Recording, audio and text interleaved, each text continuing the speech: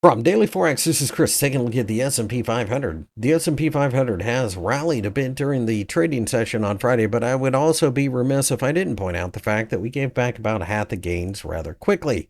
This is a market that's been consolidating for a while, and I think ultimately you've got to look at this through the prism of digesting a big move to the upside.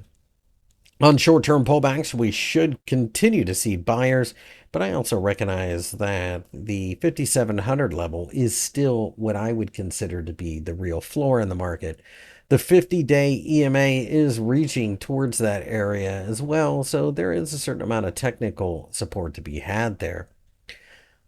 Over the next couple of weeks or maybe even months, I would anticipate that the market will eventually find the 6,000 level, but perhaps people are getting a little bit nervous around the election.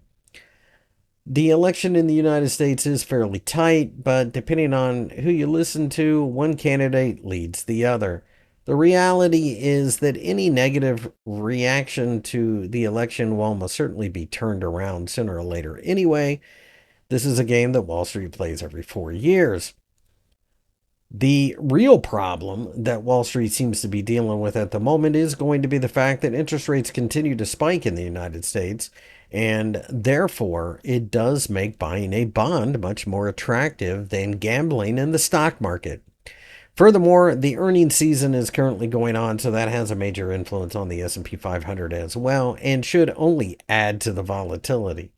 Nonetheless, this is a big picture scenario of a case of trade what you see, not what you think or even are told. And right now, it looks like a market to me that has been rising for quite some time. And there's really nothing here that suggests that we are suddenly going to fall apart.